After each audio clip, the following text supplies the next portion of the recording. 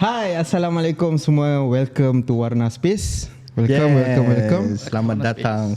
Okay, first of all, before kita deep dive, let me introduce myself. Nama saya Farid dan saya seorang visualist yang translate kata-kata kepada visual. Push. Gitu. So hari ni kita ada special guest. So boleh introduce diri? Okay, Assalamualaikum. Saya Azim. Orang panggil saya Azim Warna. So saya wujud Azim Warna ni, dia wujud dekat bumi adalah untuk memberi manfaat sebanyaknya kepada orang kat luar sana. So spesifik kepada saya punya kepakaran iaitu branding dan juga kreatif. Gitu. Nice. Faham. Okay, next. Okay, saya nama dia Beri. Nama dia Beri. Okay, so nama saya Faris Ilmi. Boleh panggil Faris kan. So saya ni seorang orang media yang menceburi pelbagai jenis media. And bila orang kata media ni adalah subjektif, art ni subjektif kan. Tapi saya akan mencapai objektif kan, korang semua. Macam tu. So kita ada dua orang yang power kat sini kan. So hari ni kita nak deep dive kepada tajuk is AI. Oh, kita nak diving hari ni Kita diving. Kita nak diving. Saya tak ada lesen ni. Alamak, saya ada lesen motor je ni. So buckle up. Kita nak Buckle go. up. Yep. Okay, let's So go. tajuk hari ni adalah is AI taking over creative industry. So saya nak opinion korang dua based on Encik Azim punya POV and Faris sendirilah. So persoalan dia, is AI taking over creative industry? Sebab benda ni is play around kita punya mind kan. Betul. Since AI Cerita sensasi lah sebenarnya dalam art industry ni, creative industry. Setuju. since AI masuk ada semua kan. Benda ni jadi pisang goreng lah. Kan, dia jadi pisang goreng. Ada Memang kicap tak? semua orang cerita benda ni apa-apa. So nak POV lah. Encik Azim. Okay, kalau macam tu saya bagi Faris untuk share dulu. Yes, share dulu. Perspektif awak. Bagi perspektif saya, benda ni bila start datangnya AI ni kan dekat dalam creative industry ni kan, semua rasa macam alamak, kiamat ke untuk creative industry ni kan. It is the end kan, AI dah datang kan. Padahal sebenarnya AI ni kalau kita olah secara apa orang kata positive way lah kan, kita tengok perspektif yang lebih jauh kan, lebih jauh. So sebenarnya dia tu saja bagi saya kan. Itu bagi perspektif saya lah, POV saya kan. Sedangkan kalau kita tengok Photoshop kan, Photoshop dia ada magic wand punya tools tu. Bagi saya itu pun sebenarnya dah AI dah, tapi orang tak pun cakap pasal benda tu kan. Bila tekan dia select semua. Padahal itu adalah algoritma dalam Photoshop tu sendiri kan. Betul. AI sendiri. So benda ni bagi saya kalau orang cakap AI ni adalah apa problem untuk creative industry kan, apa semua bukan berjunam ke apa ke, cuba kita ambil problem tu sebagai pembuka kepada peluang yang baru. Macam tu. Sebenarnya cari hole opportunity dalam Betul. problem tu. At the end of the day, kepakaran ataupun artwork tu itself datang daripada kita punya creativity yang dah diberi oleh Allah SWT lah. And plus passion. Tanpa passion, benda tu end up dia macam tak ada taste. Kalau kita nak katalah robot ni boleh ambil take over creative industry kan. Tanpa passion, bagi saya benda tu takkan jadi juga. Betul, setuju. Ya, sebab kalau kita tengok in our daily life pun kan, kita tengok our daily life, dekat social media sendiri pun dah gunakan AI, which is photo filter benda-benda tu kan. Betul. Dia enhance lagi foto kita bagi pop up kan. Contoh streaming service. Like macam YouTube ke Spotify ke kan bila kita dengar lagu kan dia dah bagi recommendation artis-artis. Betul. So AI is algorithm kan. Our basically kan AI is our algorithm. So benda tu pun dah dalam daily life. So dia tu taklah memberi impact kepada industri creative industry sangat. So macam mana Cik Azim? Okay, untuk kita pergi lebih dalam kat bahagian AI ni, ramai orang tak tahu maksud AI tu apa. Okay kan? So bila macam saya punya style of understanding on things saya akan ambil maklum tentang maksud AI tu apalah. So AI macam mana kita tahu adalah artificial intelligence. So dia adalah satu sistem yang dia mengkaji behavior, dia mengkaji sistem kita supaya dia boleh create something new, suggestion kepada kita. So tadi Farid cakap filter, cakap tentang YouTube suggestion dan sebagainya itu. So dia kaji kita punya cara kita tekan ataupun play music yang macam mana. So dia akan summarizekan kita apa yang kita patut dengar. Suggested. So dia mengkaji behavior kita, pattern kita, baru dia boleh came up on something yang baru. Tapi ada satu yang orang tak tahu. Apa dia tu? Ini yang lebih berat. Ramai orang lalai kat sini. Alamak. Kita yang lalai. Kenapa ni? Yes. Kita je yang lalai ni. Betul. So AI tu sebenarnya adalah Azim Idris. Saya dah lama rancang benda ni. Kita semua lalai. Baru jadi pisang goreng. Semua orang cakap pasal saya. Tapi orang tak tahu. Stay humble lah. Keep humble lah. Okay, so overview dia is saya tak jawab lagi soalan saya. belum. Okay, my take on adakah AI akan take over? Jawapan saya always sama daripada dulu masa mula-mula keluar ataupun yang sekarang. Yes and no. Yes, kalau kita nampak benda tu sebagai satu benda lain, which is entity yang berbeza daripada kita, dan dia akan membunuh seluruh kreativiti punya industri. Yep. Itu kalau kita melihat dari perspektif dia adalah benda yang lain. Yep. Tapi sebenarnya kita faham AI tu adalah tools. Betul. Seperti zaman dulu, kalau orang nak melukis zaman-zaman batu dulu kan, so orang tu melukis menggunakan batu ataupun arang dekat batu. And then lepas tu dia translate, dia bergerak ke arah melukis dekat kayu pula, kat pokok. And then pokok papyrus datang, jadilah kertas. And then canvas, and then Photoshop. And then sekarang ni daripada teks kita prompt tu Midjourney keluarlah gambar. In fact sekarang boleh jadi video. Betul. Oh, dia? Tak silap saya ada perasan lah dekat social media dia tu. Sekarang AI dah boleh generate video sendiri.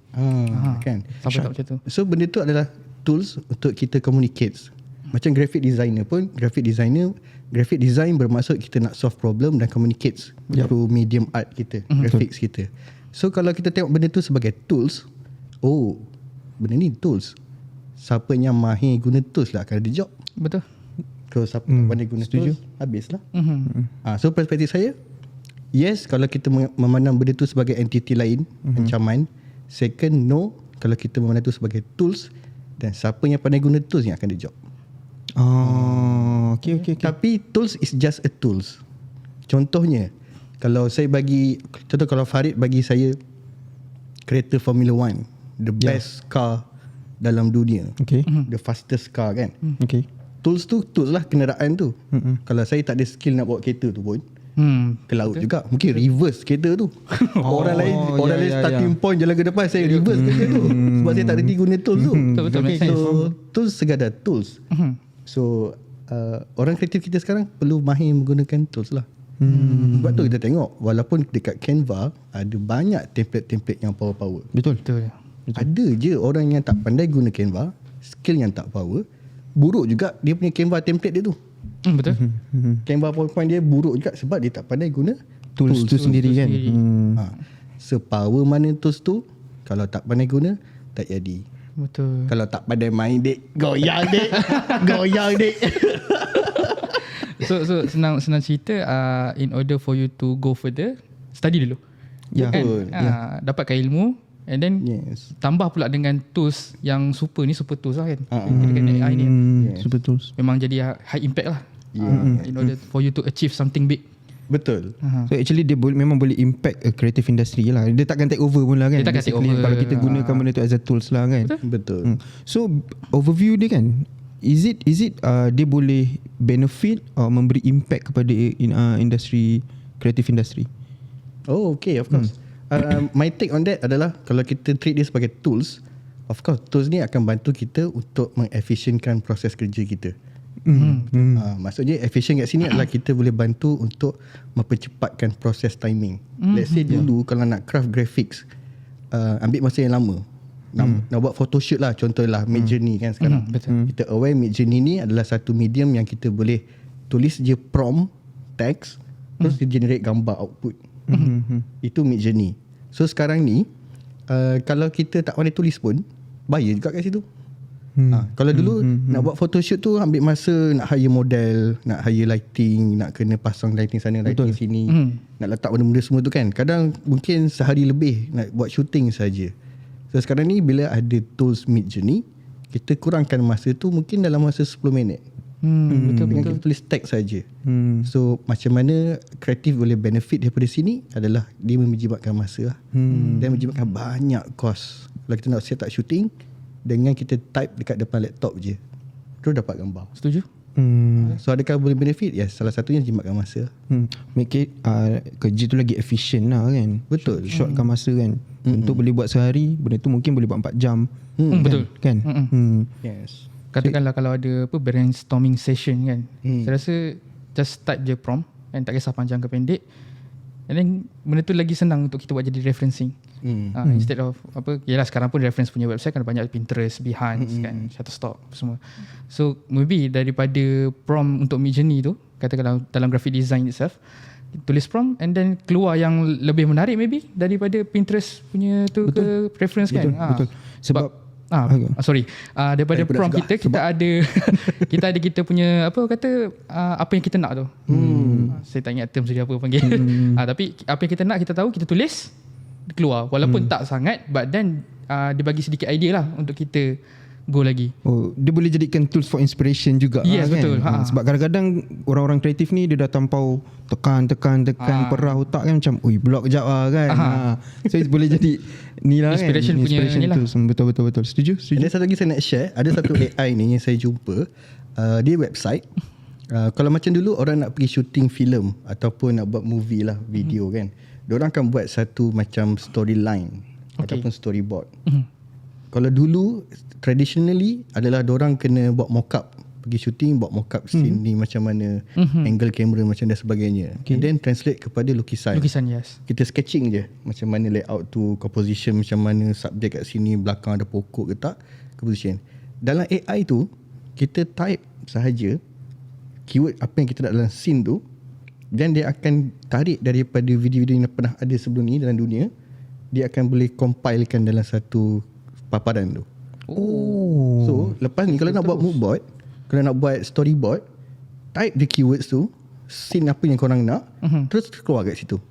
Tak salah saya kalau prompt tu kita sekalikan dengan lens ke kan, what kind of lighting, what kind of mood, atmosphere macam mana kita nak. Yes. I guess kan benda tu akan jadi lagi tepat lah kan. Betul. Generate tu. So kalau sebelum ni kena lukis, sekarang ni typing je. Tapi tricky kat sini adalah kena tahulah keywords dia. But again, kat sini adalah skill nak gunakan tools tu, dan skill niche dalam industri kita specifically. Kena faham kat situ, baru kita akan jadi the best prompter. So actually terms for prompt tu apa Saya macam prompt tu sebenarnya daripada bahasa Jawa.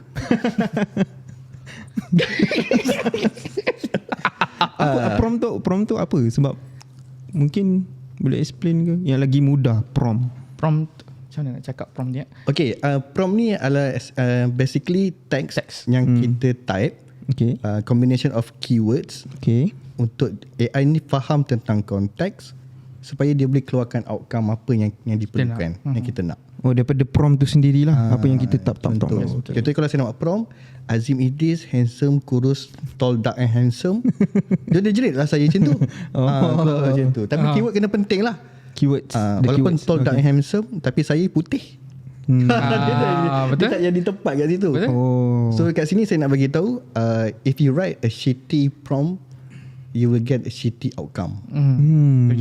Kat sini juga bermaksud the best prompter adalah orang yang faham industri tu, supaya banyak keywords, banyak poin-poin yang dia boleh letak, supaya AI ni faham konteks tu. Lepas tu baru dia boleh generate outcome. Dari segi video ke, Midjourney ke, gambar ke, Canva ke apa, keywords tu yang penting sebenarnya. Let's say saya ada satu poster saya jumpa itu, poster tentang bila AI datang, poster tu tulis 2 section. Satu section, AI akan membunuh graphic designer. So graphic designer balas kat bawah.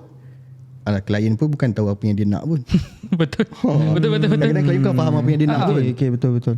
Kat sini make sense. Make sense bermaksud mungkin klien dia tak tahu tentang graphic design, dan dia ada limited vocab untuk dia prompt dalam teks tu. Betul. So takkan dapat accurate seperti mana graphic designer yang buat prompt. Yang terak tu lah. Macam dia bunyi dia? Terak. Itu Cairo. Itu Cairo. Dapat tak lepas? Sudah. Saya buta IT. Okay. Yes. So berbalik semula, ilmu tu penting lah. Betul. Ilmu tu penting. Faham. Yes. So bila let's say it could be a benefit untuk industry or artist itself kan. Do you think how long it will sustain? Sustainability saya rasa AI ni akan lama ke? AI berapa tahun lagi? Contoh saya bagi contoh. Dalam social media kan, contoh bahasa mudah dia, dulu FB relevan. Sekarang dah quite tak relevan. betul. Kan? Untuk orang tua makcik-makcik pakai Itu rasa contoh. saya. Untuk younger generation macam kita lah kan. TikTok lah. Macam kita lah. No. TikTok lah kita kan. So Korang ni TikTokers lah? Dulu macam ni. Side apa? Side step. Okay, kita terus. So in your POV lah kan, in your POV, sebab macam Encik Azim dia dah quite long in the industry kan. So how rasanya berapa lama dia boleh sustain, atau ada yang akan take over As for me, macam saya kata tadi, benda ni sekadar tools kan, dia takkan take over kita ke apa ke. So as long as ada orang guna, saya rasa benda tu akan sustain lah. Itu je POV saya. As long as ada orang guna, benda tu takkan pupus. Begitu je. On side saya, AI is here and dia akan stay. AI is here and stay. Sebab apa? Moving forward, kita akan ada banyak digitalization. Kita akan ada banyak teknologi-teknologi baru. Era digital. Betul. Seperti mana dulu orang yang menggunakan surat, bila teknologi email datang, ada orang yang consume email teknologi tu, ada orang yang still gunakan surat. Tapi until now, kita nampak semua orang communicate by email. Even sekarang jabatan-jabatan government pun gunakan email untuk lebih fast respond, KBSP dan sebagainya kan. So dia adalah satu form of technology, dan teknologi akan here, stay and grow. So on my perspective kat sini, untuk bos dekat luar sana, korang kena faham ni adalah teknologi yang kena adapt dalam company. So untuk bos yang rasa macam bayar gaji staff ni 5,000, 6,000, aku bayar dia untuk otak dia, kenapa nak guna AI pula? Ya, betul. Itu mungkin salah satu salah faham. Tapi kena faham yang teknologi akan datang dan bergerak. Company kita kena adapt tentang teknologi yang akan datang. So make sure bos semua kat sini, saya nak bagi tahu sini, please aware tentang teknologi apa, AI apa yang boleh bantu untuk tim kita buat proses kerja diorang. Kalau dulu mungkin orang kena buat kerja, buat proses tu ambil masa 5 jam, 6 jam. Mungkin ada AI yang boleh bantu untuk shortenkan proses kerja tu menjadi 2 jam ataupun sejam je. Lebih efisien. Yes. So kalau ada training tentang AI, ChatGPT, Midjourney, Canva dan sebagainya, please lah hantar tim supaya company kita boleh adapt tentang AI punya teknologi. Betul. Macam Faris sendiri is a creative director in the team, right? Okay. So as a creative director, apa yang Faris rasa tentang AI ni is good for my team, ataupun ada pros and cons ke, macam mana effect dia on team? Macam yang saya kata tadi, pasal referencing tu kan, bila kita bekerja banyak sebut pasal efficiency ni kan. So yang first of all, of course lah, kita kalau dalam proses production ni ada pro dengan post kan. So pre-production tu sendiri dah dipendekkan. Sebab apa? Sebab kita dah boleh generate prompt. Lepas tu tinggal nak select, and then dah boleh execute dah. Sampai tinggal final artwork.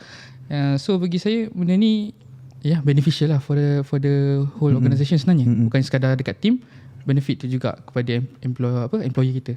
Sebab apa? Sebab kita dah mempercepatkan kerja dia. Faham?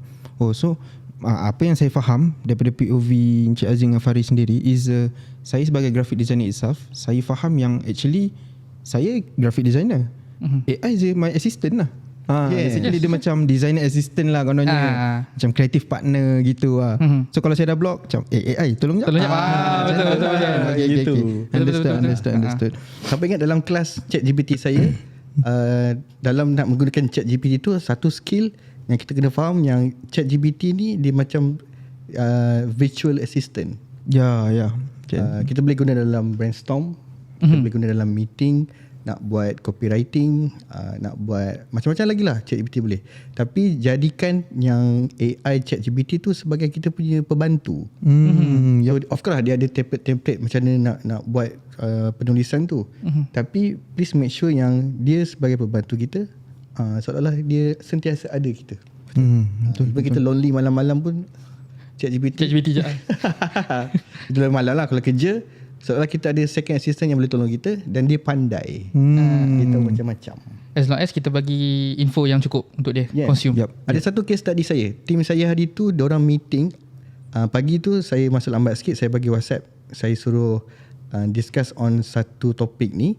Dan diorang ambil masa dalam 20 minit, 30 minit untuk discuss dan brainstorm. Dan saya nampak benda tu, saya masuk bilik kejap. Tapi diorang tahu, saya prompt sikit tentang task saya tu. Dan dia ambil saya kurang daripada 5 minit. Ui, laju sangat tu. So, bukanlah 100% boleh guna ChatGPT tu. Tapi to get things start and then to get the idea tentang discussion ataupun brainstorm tu. So platform ChatGPT boleh dijadikan sebagai satu kita punya virtual assistant yang bantu kita untuk brainstorm. Ini amazing. 30 minit dalam masa 2-3 minit siap. Jauh to beza get tu. the idea. Tapi of course tak boleh guna 100%. Kita still kena humanize kan ChatGPT punya answer tu. Ada human touch sikit lah. Betul. Kita just make it as a template lah untuk starting benda tu. Yes. Itu satu case tadi yang paling bagus. Power. So untuk orang awam pula is especially yang enthusiastic explorer lah. AI is a good tools untuk kita start. Ini apa yang POV saya lah kan. AI is a good tools untuk kita start. So, thank you for your point of view. That's it. Okay. Okay lah, daripada saya, bos dekat luar sana, please adapt teknologi dalam company kita. Kalau dulu kita ada tentang missionary, kita ada website, kita ada social media dan sebagainya, salah satu yang baru di sini di musim sekarang ni adalah artificial intelligence, which is AI. Banyak teknologi dalam AI yang boleh bantu untuk speed up, efisienkan kerja tim kita as a whole supaya company kita boleh grow dengan cepat berbanding kompetitor dekat luar sana. Betul. Kalau tak pandai main dek, goyang dek.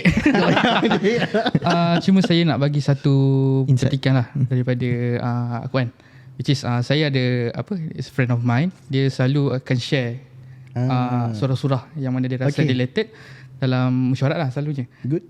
So saya nak share sikit about apa yang saya sebut tadi, which is kalau kita tak ambil masalah tu sebagai pembuka peluang, susah untuk kita.